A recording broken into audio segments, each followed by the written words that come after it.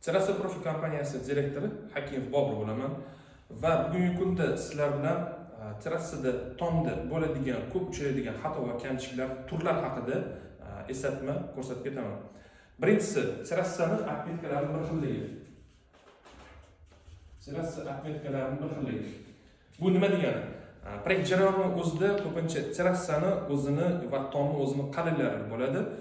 Shuni hisobga olmagan holatda plita va rigillar, monolitlar bir xil o'rinda qo'yib ketgan bo'ladi. Ya'ni tomdan chiqarishda bitta zina yoki ikkita zina paydo bo'lib qoladi. Shuni oldini olish uchun, ya'ni atmetkaning o'rnini ikki xil qo'yish kerak bo'ladi. Ya'ni bu atmetkamizni 300 va 400 mm pastroqda bo'lishi kerak degani. Ya'ni bu bizda xona ichkari yoki zinadan chiqish joyi bo'lsa, tomdagi yo terasaning atmetkamizni rigil yoki plitasi va monoliti 30-40 cm pastroqda qo'yilishi kerak, ko'tarilishi kerak. Bu birinchisi. Sababiki tomdan chiqayotganda teskari muvozanat yuzaga kelmaydi. Ya'ni bu yerdan eshikdan chiqayotgan joyimizdagi 30 va 40 cm polimiz ko'tarilib ketmaydi shuni hisobga olsak. Bu degani bu oralikda nima qilinadi? Teplizolyatsiya, razoklamka, ya'ni hosil qilingan stяжкалari, kafel, plita yoki terasa doska montaj qilganlarda bu sizlarga aynan qo'l keladi. Ikkinchisi, nishaplikning yo'qligi. Asosiy gidroizolyatsiyada ko'pincha izolyatsiya materialini, asosiy izolyatsiya materialini uklonda emas, tekis holatda montaj qo'shadi. Bu katta xatoliklarga olib keladi. Ya'ni nishaplikning yo'qligi bu izolyatsiyadan suv qachon o'tib ketishini bildiradi. Ya'ni bu yerda siz nishapning yo'qligi hisobiga izolyatsiya qilib qo'yilgan asosiy izolyatsiyani stяжкani tekis olib ustidan gidroizolyatsiya qilganda nishapning bo'lmasligi suv o'sha nishapning hisobida izolyatsiya ustida turib qoladi va qachondir o'sha choqidan yoki nozikroq qismlardan, uzunlaridan o'shanda suv yorib o'tib ichkariga qarab tomchilaydi.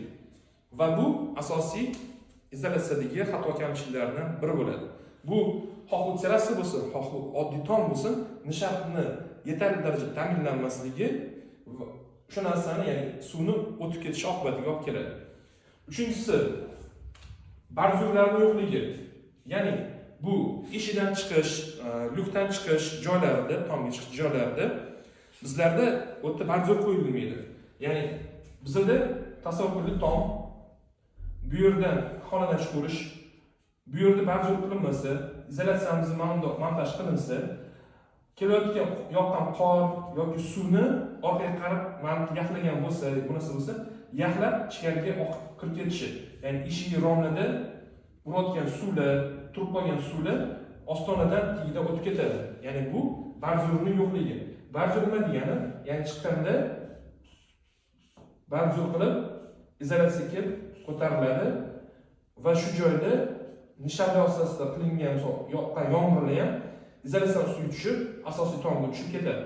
Ya'ni biz buni xuddi vannalarga o'xshab boshqa joylarda chegaralangan bo'ladi. Ya'ni izolyatsiya parapet qismlariga ko'tarilgan bo'lishi, barzur eshigidan ostonaga chiqish joylari, shaxta liftlardan chiqayotgan joylarda shu barzurlarning kerakligi. Asosiylarni uchtasini sanab o'tdik. Keyingi videolarni kuzatib boring. Keyingi videolarda yana xuddi shunga o'xshagan asosiy kamchiliklarni sanab o'tamiz.